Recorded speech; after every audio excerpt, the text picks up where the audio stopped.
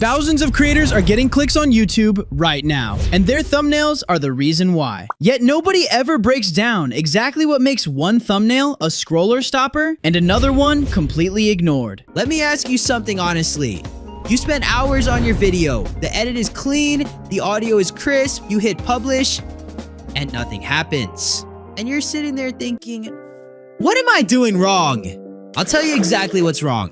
And it's not your content. MrBeast didn't say make better videos. He said the title and thumbnail are everything. Because here's the thing, nobody watches your video before they decide to click it. That's the whole game. So today I'm going to show you exactly how to fix that. We're going to cover 3 things. First, the contrast formula that top creators use to hijack curiosity. Second, a dead simple test that tells you in 10 seconds if your thumbnail is going to flop before you even upload it. Let's get into it. Okay, so before we fix anything, we need to figure out why your thumbnails aren't working. And I'm going to show you something that's going to hurt a little. Open your YouTube Studio right now. Go to your videos. Look at the CTR column. If you're sitting somewhere between 1% and 3%, that number is telling you something. It means people are seeing your video and choosing not to click. Your content isn't even getting a chance. Now here's what most thumbnail tutorials get wrong. They tell you, use bright colors, use a face, use bold text, and yeah, those things help a little, but they're treating symptoms, not the actual problem. The real problem is this. Most thumbnails describe the video, but the best thumbnails create a question that only the video can answer. Think about it. When you're scrolling YouTube, your brain is constantly asking, is this worth my time? And a thumbnail that just shows what the video is about gives your brain a complete answer. It goes, oh, okay, I get it, and keeps scrolling. But a thumbnail that creates a gap, a question, an unresolved tension, your brain physically cannot scroll past that without feeling uncomfortable. This is called the curiosity gap, and it's the foundation of every thumbnail that actually performs. Say your video is about growing faster on YouTube. A bad thumbnail just says, grow on YouTube faster, with your face next to it. Completely skippable, but a good thumbnail, it shows your analytics with a massive spike and your face looking genuinely shocked. So now you understand the curiosity gap. But knowing it and actually building it into your thumbnail are 2 completely different things. So let me give you a formula. I call it the contrast formula. And it works on 3 levels.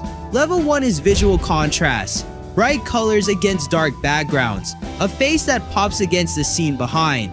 But here's where most people stop, and that's exactly why their thumbnails are just okay. Level 2 is emotional contrast. This is where it gets interesting. Emotional contrast means putting 2 things in your thumbnail that feel like they shouldn't go together. Happy face, scary number, expensive thing, broke person, massive success, someone who looks completely confused about it. Your brain sees 2 things that don't match and goes, wait, what's happening here? Tell me more. Think about MrBeast thumbnails. It's almost always this exact formula. Him looking shocked or terrified or insanely excited. Next is something extreme. The emotion doesn't match the situation, and that tension makes you click every single time. Level 3 is expectation contrast. This is the deepest one. You're creating a gap between what the viewer expects to see and what they actually see. If everyone in your niche is doing the same thumbnail style, similar colors, similar layouts, similar energy, and you do something completely different, okay, here's the part I promised at the beginning. The thing most people have never heard of. And look, when I first figured this out, I honestly thought I was just overthinking it, but then I tested it multiple times, and the difference was not small. It's called thumbnail to retention matching, and here's what it means. Most creators think of the thumbnail as a completely separate thing from the video. Design it, upload it, done. But here's the problem. When someone clicks your thumbnail because of a specific emotion or expectation, and the first 30 seconds of your video doesn't immediately match that emotion, they leave.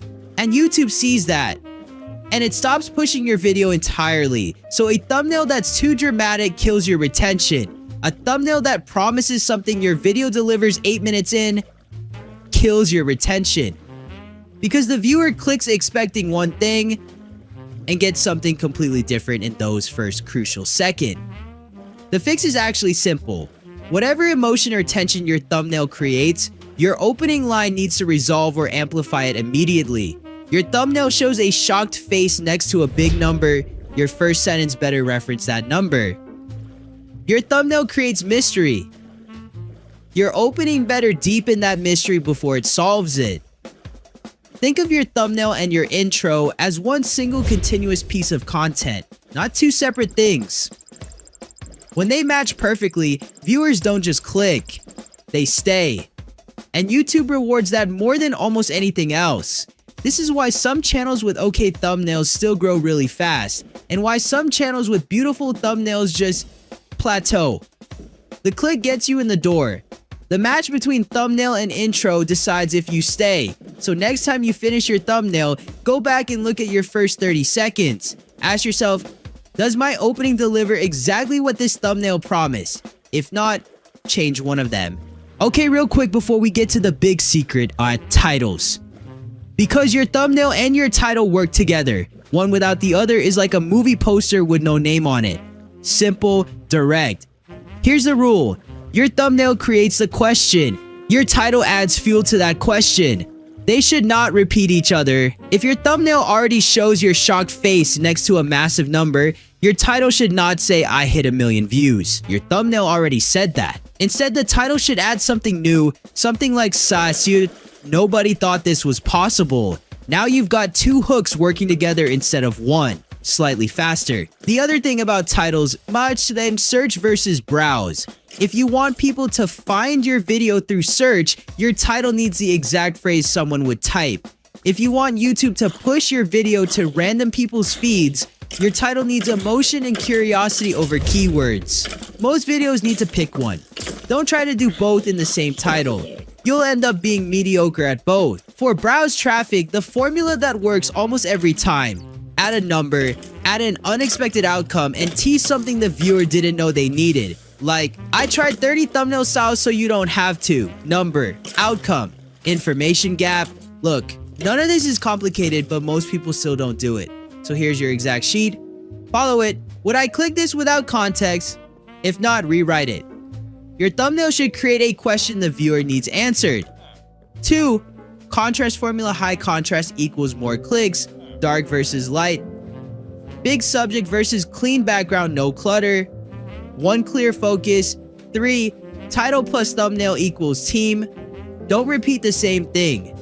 Thumbnail equals curiosity. Title equals clarity. Together leads to they complete the story. 4. Match the promise. Your first 5 to 10 seconds must deliver what you showed. If it doesn't, people leave. CTR dies over time. Stay consistent with these 4, and your CTR will move. Simple as that. If you want deeper breakdowns, Canva workflow, niche title formulas, or how to test thumbnails before posting, drop it in the comments. I'll cover it next. And if this helped, hit subscribe. You already know why.